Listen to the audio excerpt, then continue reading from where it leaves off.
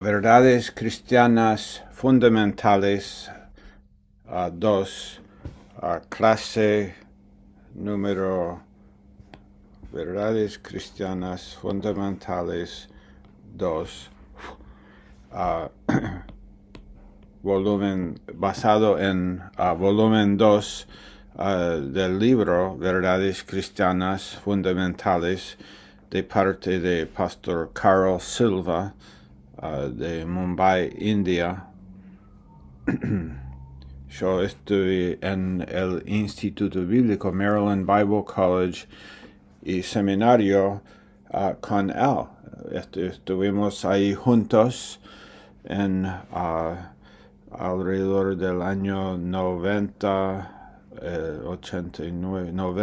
hasta el 94, creo que él estuvo ahí conmigo, 95 tal vez. Pastor Carl, siempre un hombre con una visión y un hombre de la palabra, y esto es algo y bien práctico en su vida, bien fundamentado, bien yendo adelante y buscando oportunidades para obedecer a Dios. Esa es una buena frase, ¿no? Buscando oportunidades para obedecer a Dios. Esta es clase número 9. Es capítulo 10, creo que es capítulo 10 de su libro, Lección 10, de este segundo volumen. Pastor Carl Silva. Y yo lo describo de esta manera: un hombre que estaba buscando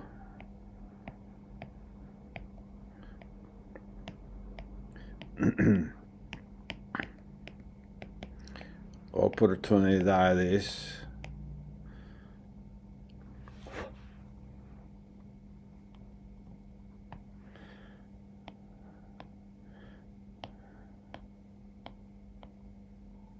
no, que dije obedecer, no.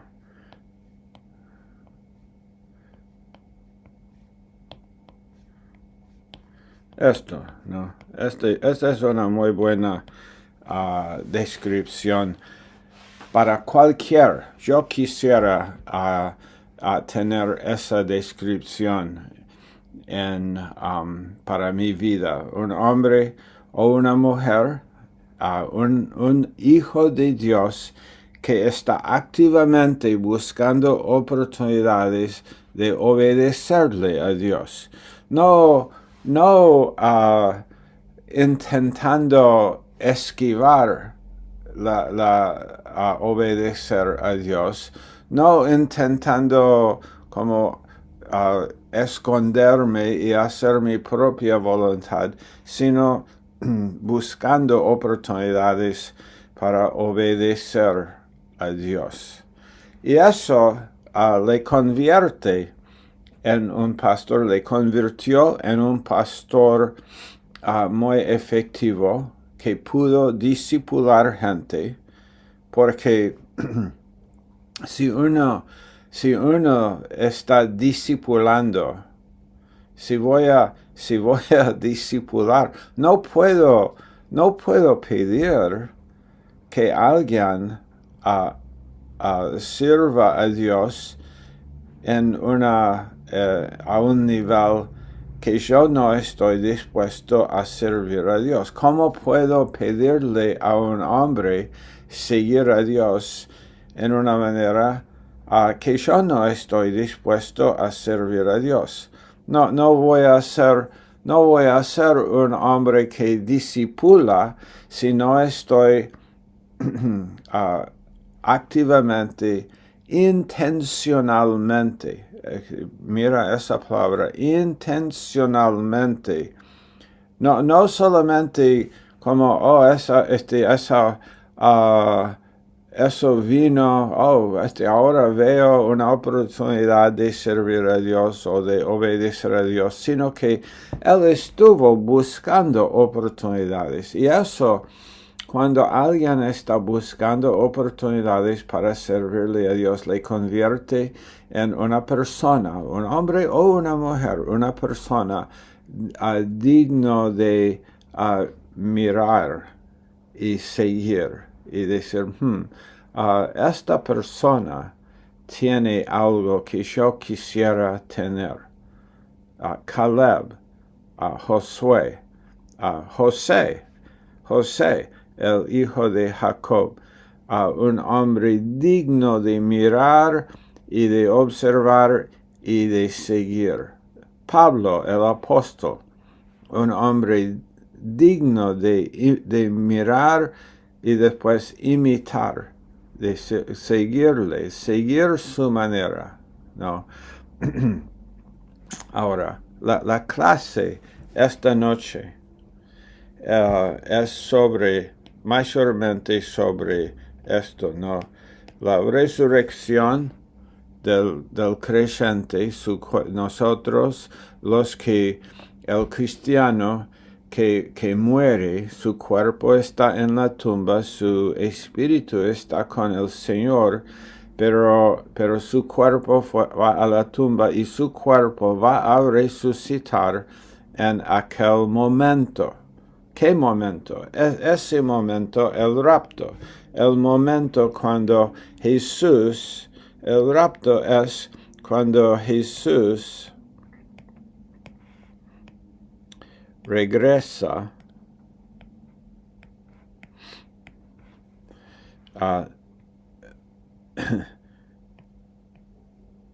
para su iglesia.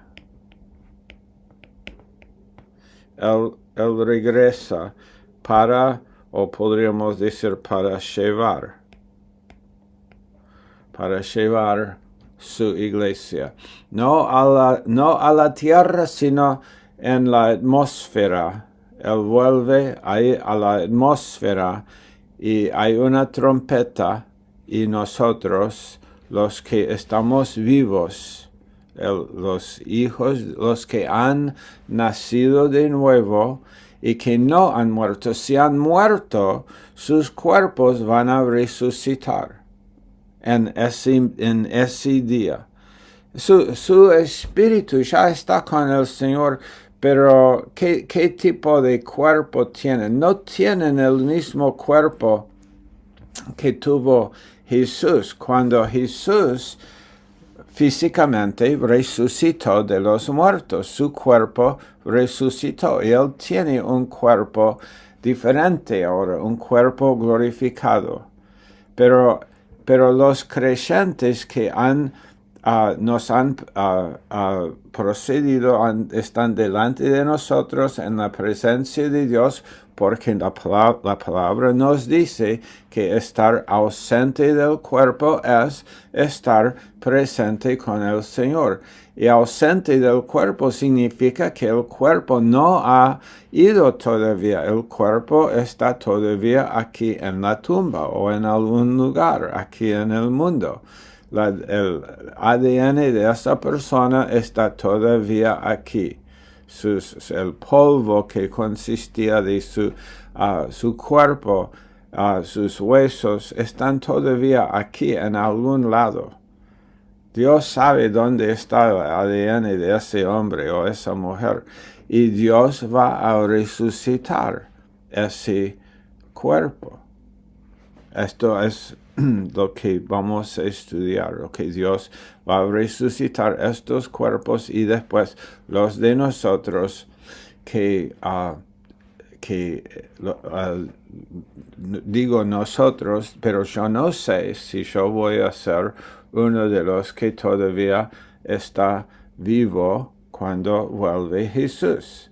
No, ninguno de nosotros tenemos esa garantía. Pero hay algunos que van a tener eso, que algunos no nos pertenece la segunda muerte. Pero algunos de nosotros, algunos cristianos, bueno, yo digo nosotros, pero yo no digo que es nosotros como los que están viviendo hoy, sino de nosotros, los hijos de Dios, pasado, presente y futuro. Algunos hijos de Dios ni van a morir la primera vez, ni van a experimentar la primera muerte, sino que Jesús aparece ahí en la atmósfera, hay una trompeta y nosotros, nuestros cuerpos serán transformados mientras subimos. Imagínalo. Ok, debo decir esto, el rapto. El rapto.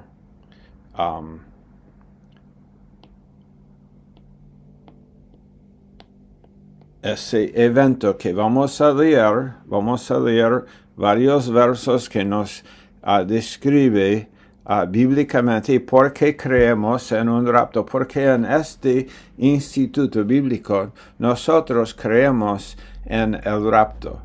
Nosotros enseñamos que Jesús va a volver y nosotros enseñamos que Jesús va a llevar a los hijos de Dios, a su iglesia, a los que son salvos, nos va a llevar al cielo. Si miramos, comenzamos aquí en la eternidad pasada y después vamos a tener una línea de tiempo aquí. Vamos a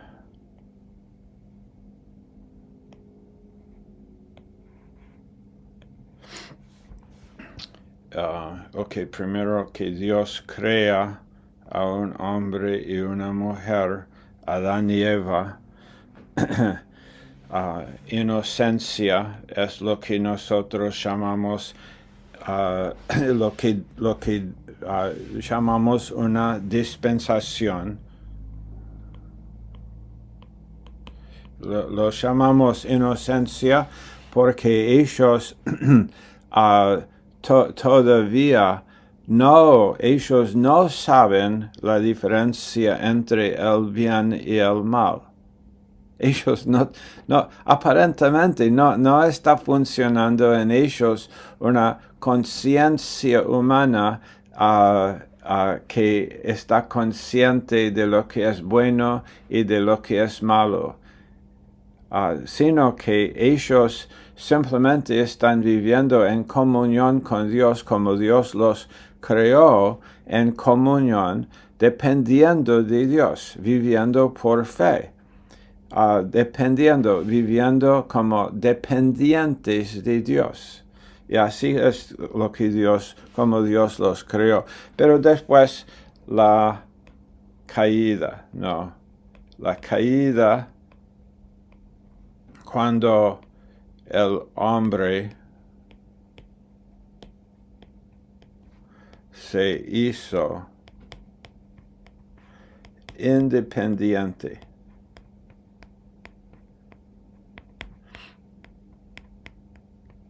de Dios. El hombre se hizo independiente de Dios. El hombre decidió. La mujer fue engañada. El hombre decidió. El hombre no fue engañado por el diablo. El hombre escogió con su entendimiento y se hizo independiente de Dios. Su esposa, Eva, fue engañada por el diablo y comió del árbol que Dios los dijo no comer. Y interesantemente, ese árbol fue el árbol de la ciencia del bien y del mal. Pero y esto es lo que les sucedió ahora en la segunda, lo que llamamos dispensación, es la dispensación de la conciencia donde el hombre es consciente de lo que es bueno, algo es bueno y algo es malo. El hombre está muy consciente y el hombre tiene y su conciencia le aflige cuando él hace lo malo.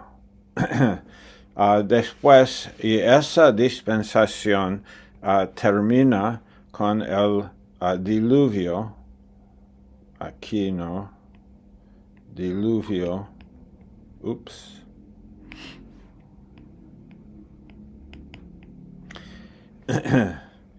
y después del diluvio, gobierno, el hombre está como gobernándose a sí mismo, el gobierno humano, y eso termina con Babel, la torre de Babel, cuando el hombre en su gobierno humano se hace muy orgulloso de sus logros y de lo que puede hacer, y entonces Dios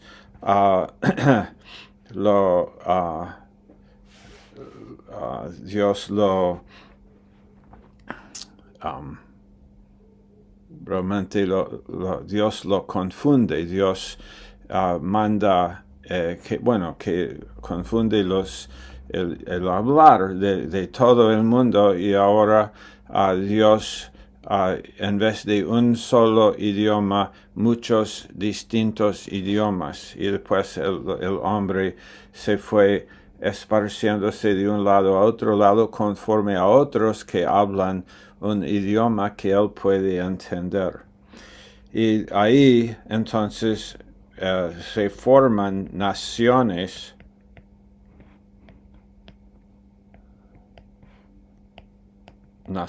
se forman, y Dios dice a Abraham,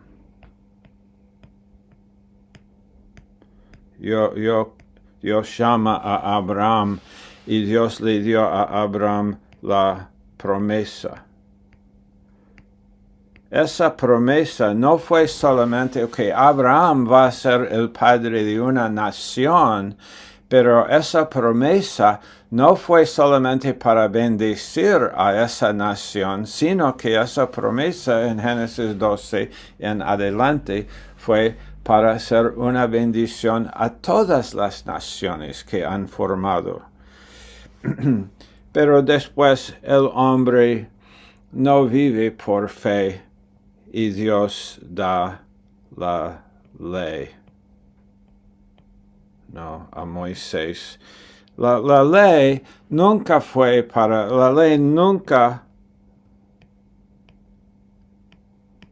justificó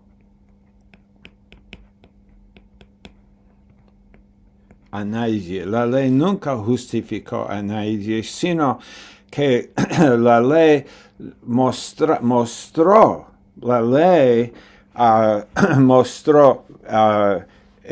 literalmente a las personas, a la gente, cuán pecaminosos que somos. La ley nos mostró. Yo no sé cuán pecaminoso soy si no hay una ley que me dice cuál es el pecado. Pero cuando hay una ley, veo mi pecaminosidad y veo cuán perdido estoy. Pero Dios dio junto con la ley el sistema de sacrificios, y los sacrificios apuntaron hacia adelante a Cristo. Y esto es lo que pasa aquí al final de la dispensación de la ley. Viene a Jesús, y esto se convierte ahora en una cruz, ¿no? El fin de esa dispensación es, la cruz, y después 50 días después, Pentecostés, y el comienzo de la otra dispensación en la cual ahora nosotros estamos de la iglesia, la dispensación, porque hay una nueva entidad ahora. Pero esa, ¿cómo es alguien en la iglesia salvo? Es por gracia y por medio de la fe. ¿Cómo fue Abraham salvo? Por gracia y por medio de la fe. ¿Cómo fue Adán salvo? Y Abel salvo, y Enoch salvo, y Noé salvo, por gracia y por medio de la fe. ¿Cómo fue José, el hijo de Jacob, salvo? Por gracia y por medio de la fe. ¿Cómo fue Moisés, quien dio la ley, salvo? Por gracia y por medio de la fe. Ellos, en el Antiguo Testamento, Adán tenía que mirar, que mira esto, ¿no? Adán tenía que mirar, aquí está Adán, y después de su pecado, y ahora él está en una muerte espiritual, en la condición de muerte espiritual, no tiene una relación con Dios, y entonces Adán necesita redención. Y esta es la gran doctrina de la Biblia, que Dios quiere redimir, y que Dios dijo a Adán y Eva en Génesis 3, justo cuando han pecado, Dios les dice, la simiente de la mujer vendrá y él aplastará la cabeza de la serpiente. Y entonces Adán tiene que mirar hacia adelante miles de años y ver a Jesús en una cruz y creer. ¿Y cómo es salvo Adán? Fe. Es la gracia de Dios. ¿Y cómo lo recibe? Es por fe, por creer. Él creó. Abraham creó a Dios y le fue contado por justicia. Desde el principio ha sido así. Ahora, y entonces vemos que la persona, obviamente la persona clave de toda la historia es Jesús, y el evento clave es la cruz donde Jesús pagó por los pecados de todos y después resucitó de los muertos. Y Jesús resucitó demostrando que Él es realmente Dios. Jesús estuvo aquí. No su humanidad, pero su persona. Su humanidad no estuvo ahí, pero la persona, la segunda persona de la Trinidad, el Padre, el Hijo, el Espíritu. No hijo, hablando como nosotros hablamos de hijos, teniendo como un hijo nace por un hombre y una mujer, después por el vientre de la mamá y finalmente nace el infante y así hijo. No así, ¿no? Pero es llamado hijo porque Dios decidió explicar quién es en cuanto a padre y en cuanto a hijo y en cuanto al Espíritu. Dios mostró quién es a nosotros con esas palabras para que nosotros podamos comprender algo o en alguna medida comprender la naturaleza de Él. Así nos explicó. Ahora, hay un misterio ahí, pero podemos entender, podemos tener fe y decir, ok, yo creo esto. No, Jesús estuvo ahí, Él era parte de la Trinidad con el Padre y con el Espíritu Santo y Jesús. Y entonces ese mismo Jesús, quien entró en la raza humana, en la dispensación de la ley, Él nació bajo la ley. Nos explica esto también la Escritura. Ahora, ¿por qué estoy diciendo esto hoy en esta clase? Ok, tengo un propósito aquí. Porque esta clase no es sobre dispensaciones, sino es sobre el rapto. Pero el próximo evento aquí, no, la iglesia, aquí estamos nosotros en esta dispensación. No sabemos exactamente dónde, pero estamos aquí en la dispensación de la iglesia. El próximo evento es el rapto. El próximo evento profético, digo, es el rapto, cuando Jesús regresa para nosotros. Y después del rapto, ¿qué sucede aquí en el mundo? Hay dos cosas, ¿no? En el rapto, Él lleva a su iglesia con Él al cielo y van a pasar 7 años. 7 años. Y durante esos 7 años, en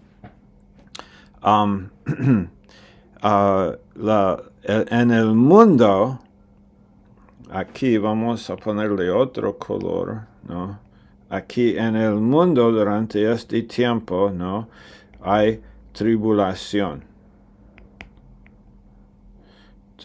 Bueno, vamos a escribir T-R-I-B, tribulación. 7 años. En el cielo, la iglesia está con el Señor. Las bodas del Cordero.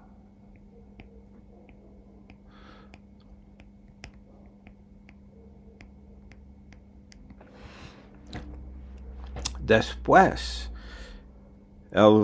Jesús regresa. La primera, en el rapto, Él no regresa a la tierra, sino a la atmósfera y nos lleva. Y aquí en el mundo, 7 años de tribulación, en el cielo, las bodas del Cordero. Nosotros, la iglesia, es su novia. Y somos estamos con el Señor. Está sucediendo ahí varias cosas. Probablemente el día que llamamos el Tribunal de Cristo está sucediendo, que es un juicio para los cristianos, ¿no? Un juicio para recompensar, no para condenar. Pero después de esto, volvemos, ¿no? Y cuando volvemos aquí a la tierra, volvemos por 1000 años, y esto es llamado el reino milenial. El reino milenial, 1000 años, Jesús con su iglesia, con sus santos, reinando con Él en el mundo por 1000 años. Ahora, ¿por qué estoy diciendo esto? Porque, hermanos míos, muchos cristianos hoy no creen en un rapto, no creen en 7 años de tribulación y no creen en un reino de 1000 años y no creen esto. No es que son incrédulos, no son incrédulos, son nuestros hermanos, pero no creen que hay un rapto, no creen que hay una tribulación y no creen que hay un reino de 1000 años. Creen que somos salvos por gracia y por medio de la fe, pero no creen estas cosas porque no interpretan, y uno dice, esta es una buena pregunta, pero ¿por qué no creen en un rapto? ¿Por qué no creen algunos en un rapto, que hay un rapto que va a suceder y que no creen en el rapto, no creen en una tribulación, un periodo de 7 años. y no creen en un reino milenial. Okay, no creen en un reino milenial. Algunos de nuestros hermanos que creen que Jesús es el Cordero de Dios y creen que Jesús es el Redentor y han sido salvos igual como vos y yo hemos sido salvos y creen que no soy salvo por obras sino por gracia y por medio de la fe, pero no creen en un rapto y no creen en una tribulación y no creen en un reino milenial. Y la razón es muy simple. Profecía, la idea de interpretación, la interpretación de profecía de esta gente es figurativo, profecía, interpretación figurativa, o a veces lo llaman espiritual.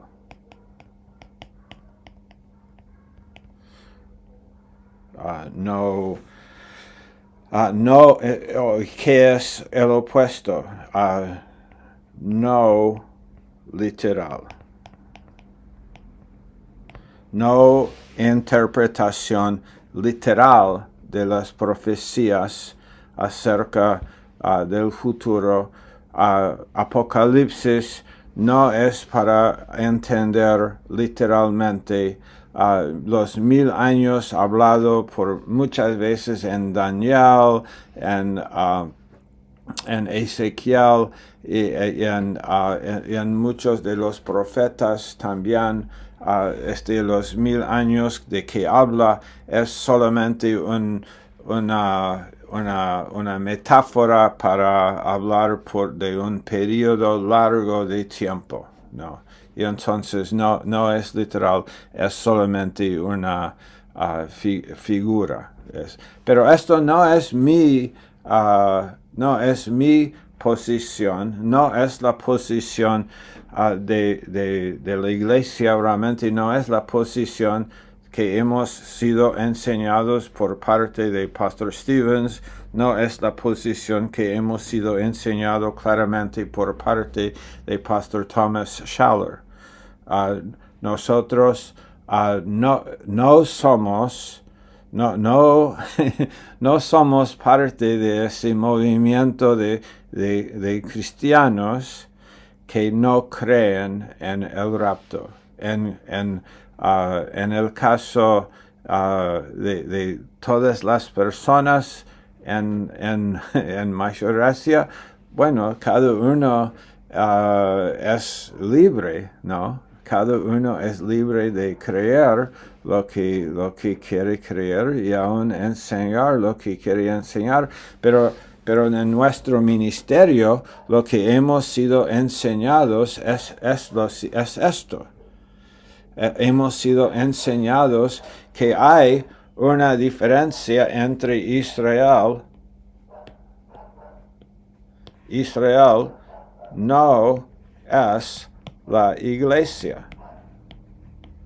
Israel, hay tal cosa como judío espiritual, claro, entendemos esto. La salvación, como dijimos aquí, ¿no? La salvación siempre fue por gracia y por medio de la fe. Salvación nunca fue por ninguna ningún judío fue salvo porque guardó la ley. Los que fueron salvos por gracia y por medio de la fe, y no hay ninguna excepción a esto. Pero Israel no es la iglesia. Israel es una entidad. La iglesia es una entidad, pero hay muchos de nuestros hermanos que dicen, no, la iglesia ha ahora reemplazado y las profecías en cuanto a profecías, ¿no? Si uno interpreta la profecía no literalmente, sino figurativamente, alegóricamente, entonces uno puede, pero lo necesario para llegar a esta posición es la interpretación alegórica, ¿no? De la profecía. Cuando uno mira a la profecía, si uno mira a la profecía literalmente, la profecía de 1000 años, la profecía de 7 años, la profecía del rapto, si uno lo mira literalmente, uno llega a la conclusión de que Israel no es la iglesia. Pero cuando uno mira la profecía alegóricamente,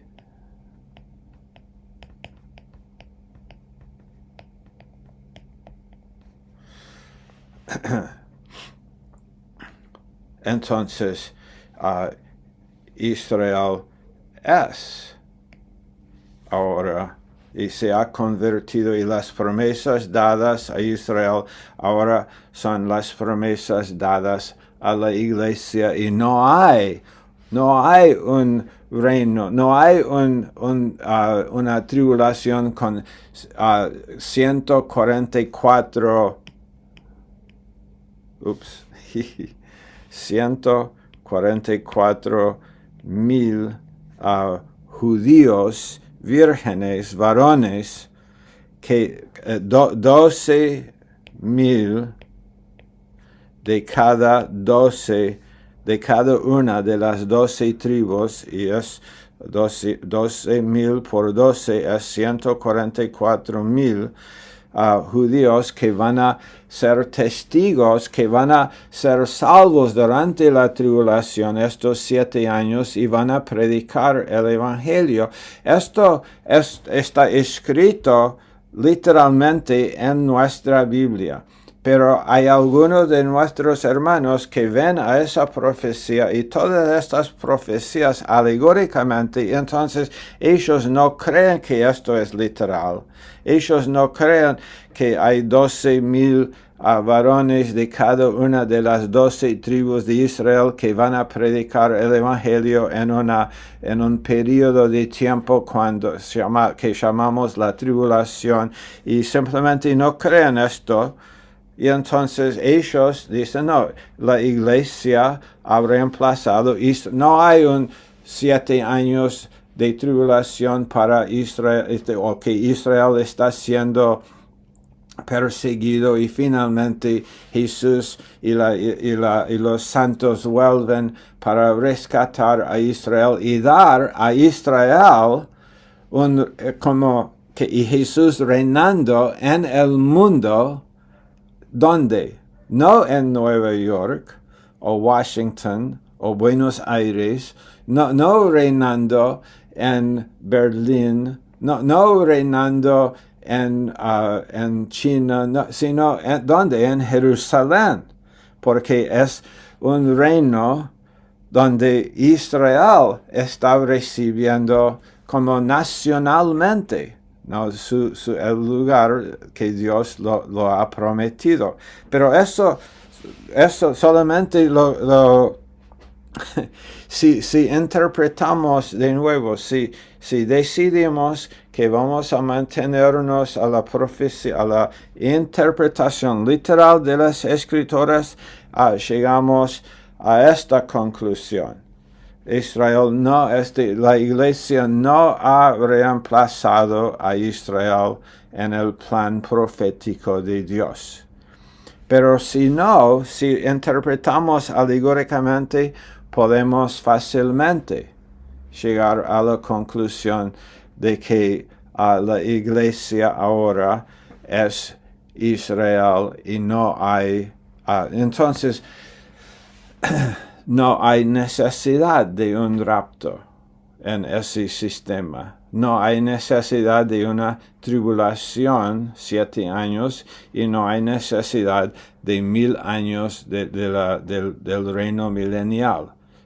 estas cosas no es las personas que interpretan la profecía alegóricamente. Ahora, hay un problema para mí uno de los problemas muy grandes en este sistema es que las profecías acerca de la primera venida de Jesús.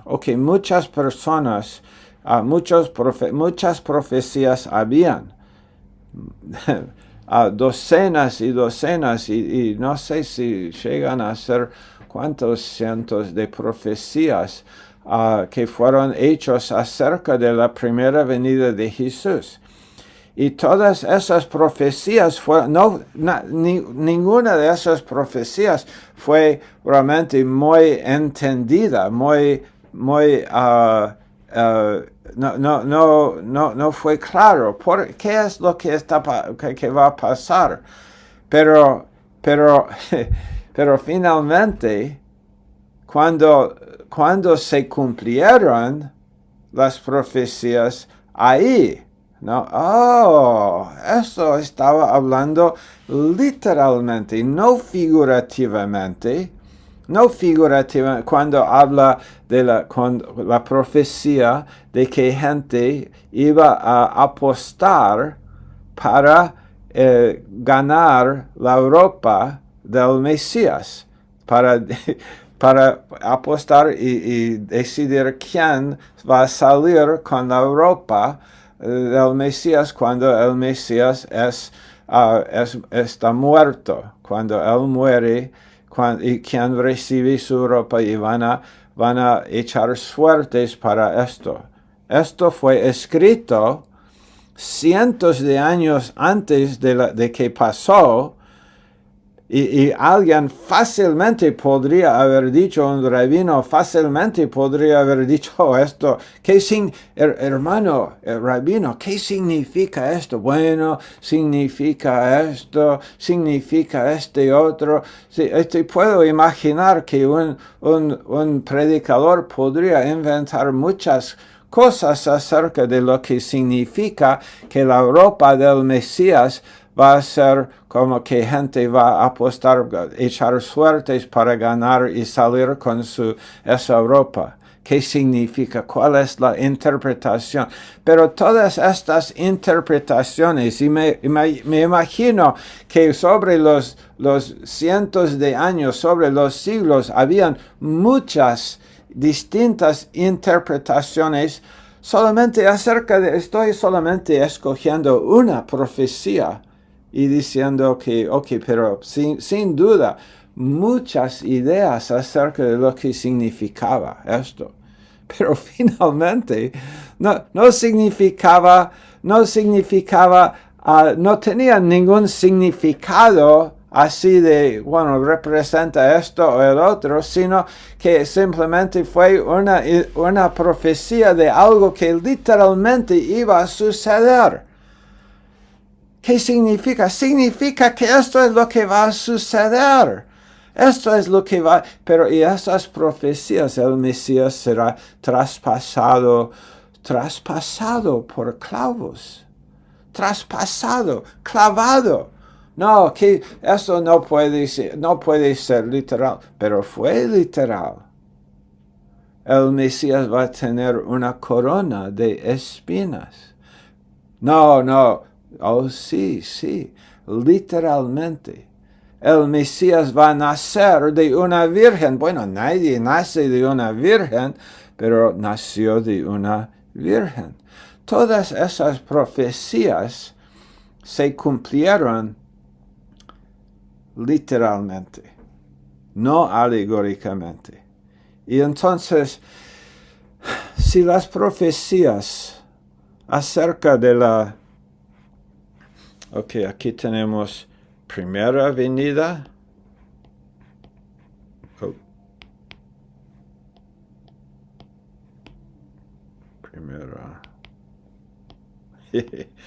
Primera venida y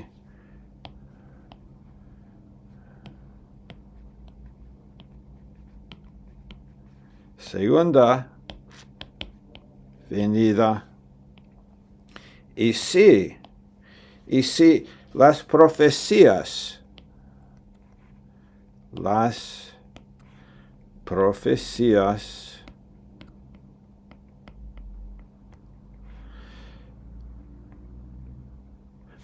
acerca de su primera venida se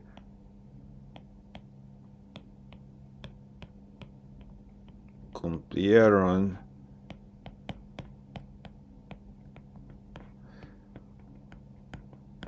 literalmente. Las profecías acerca de su primera venida de Jesús, no estamos hablando de las dos venidas del Mesías.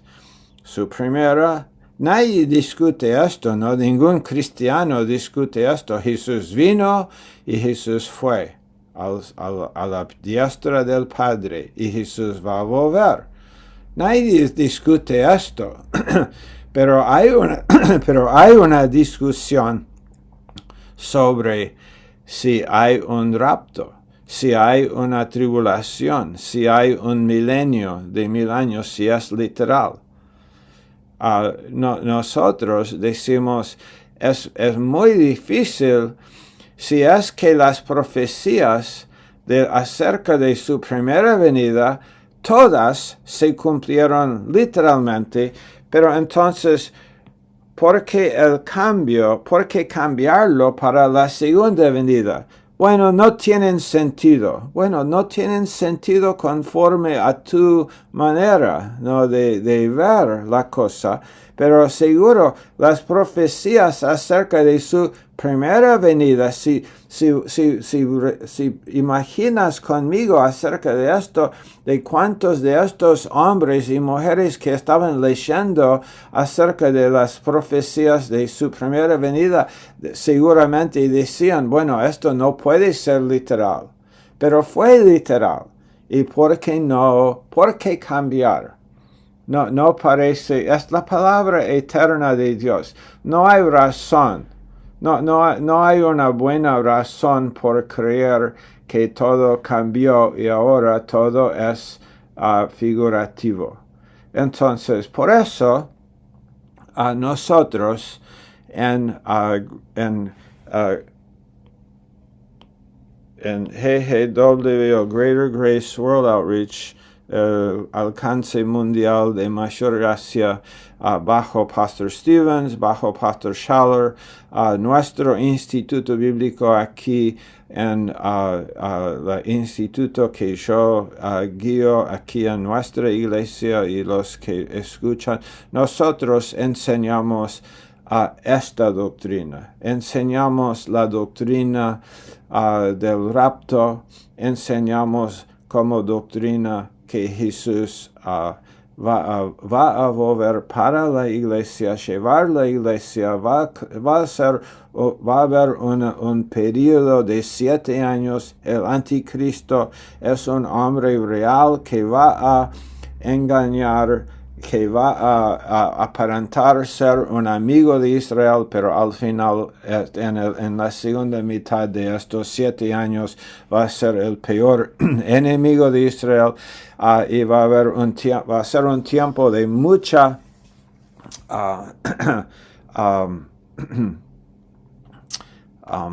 como quiero decir, mucha prueba, no, terrible, un tiempo, mucha tribulación, es la gran tribulación.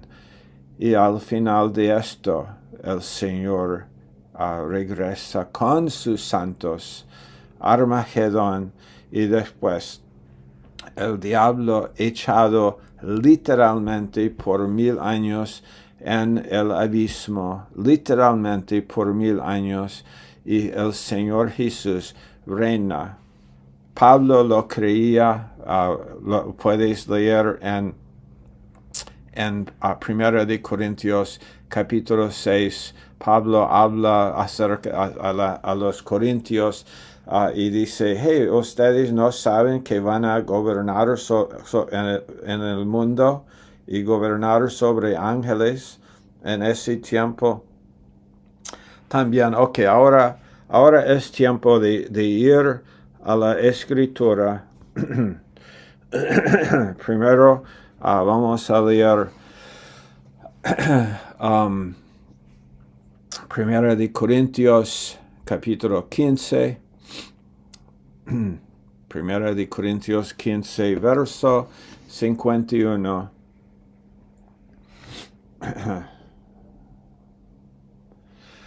Así que les digo un misterio, no todos dormiremos, pero todos seremos transformados en un momento, en un abrir y cerrar de ojos a la trompeta final, pues la trompeta sonará y los muertos resucitarán incorruptibles y todos seremos transformados, porque es necesario que esto corruptible se vista de incorrupción y esto mortal se vista de inmortalidad. Okay. Próximo, esto es 1 de Corintios 15, versos 51 a 53. Después, 1 de Tesalonicenses, capítulo 1 y verso 10. Verso 9 por el contexto. Ellos mismos cuentan acerca de nosotros, de la acogida que tuvimos por parte de ustedes y de cómo se convirtieron de los ídolos a Dios para servir al Dios vivo y verdadero y esperar de los cielos a su Hijo, el cual resucitó de entre los muertos, es decir, a Jesús, quien nos libra de la ira venidera. Okay. Nos libra literalmente de la ira venidera que va a suceder aquí en el mundo en la tribulación, en los 7 años. Yo los recomiendo leer Daniel capítulo 9 y entender. Y si tiene alguna pregunta sobre la profecía de las 70 semanas en Daniel 9, vamos a hacer después una enseñanza básica sobre esto. Ok, próximo verso que queremos ver aquí es en mismo libro, Primera de Tesalonicenses, capítulo 4, verso 13. Pablo dice a los tesalonicenses, pero no queremos, hermanos, que ignoren acerca de los que duermen, o que han muerto, es lo que significa, ¿no? Para que no se entristezcan como lo hacen los demás que no tienen esperanza. Porque si creemos que Jesús murió y resucitó, así también Dios traerá con él a los que murieron en Jesús. O, en otras palabras, los creyentes, los cristianos que han confiado en Jesús durante su vida y después murieron, pero Dios los va a traer. Okay. Por lo cual les decimos esto por la palabra del Señor, que nosotros, los que estemos vivos y permanezcamos hasta la venida del Señor. Pueden ver literalmente lo que él está diciendo, ¿no? Él dice, ok, yo no quiero que ustedes tengan, se entristezcan acerca de los hermanos en la iglesia que sus cuerpos han muerto. Que no deben mirar ahí a la tumba como los incrédulos, sino que Jesús murió y resucitó, Dios traerá con él a los que durmieron en Jesús. Entonces les decimos que nosotros, los que estemos vivos y permanezcamos hasta la venida del Señor, no precederemos a los que durmieron, pues el Señor mismo descenderá del cielo con voz de mando, con voz de arcángel y con la trompeta de Dios, y los muertos en Cristo se levantarán primero. Y entonces nosotros, los que estemos vivos y que permanezcamos, seremos arrebatados juntamente con ellos en las nubes al encuentro del Señor en el aire. Y así estaremos con el Señor siempre. Por tanto, confórtense unos a otros con estas palabras.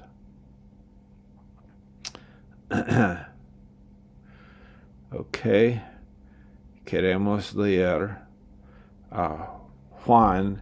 Jesús, cuando él estuvo en la noche antes de la crucifixión, ese jueves en el aposento alto, Jesús dice a los discípulos, no se turbe su corazón. Crean en Dios, crean también en mí. En la casa de mi Padre hay muchas moradas. Si no fuera así, se lo hubiera dicho, porque voy a preparar un lugar para ustedes. Y si me voy y les preparo un lugar, vendré otra vez y los tomaré a donde yo voy, para que donde yo esté, así estén ustedes también. Y conocen el camino a donde voy. Apocalipsis capítulo 3 y verso 10.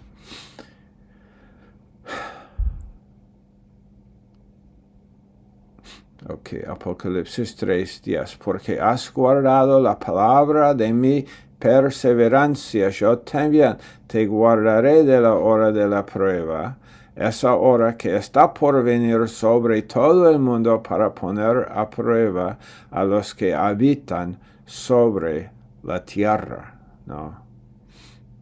Vengo pronto, retén firme lo que tienes para que nadie tome tu corona. Al vencedor le haré una columna en el templo de mi Dios y nunca más saldrá de allí. Y escribiré sobre él el nombre de mi Dios y el nombre de la ciudad de mi Dios, la nueva Jerusalén que desciende del cielo de mi Dios, y mi nombre nuevo.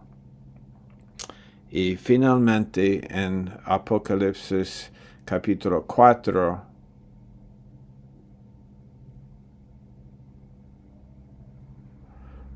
poco más adelante aquí, capítulo 4.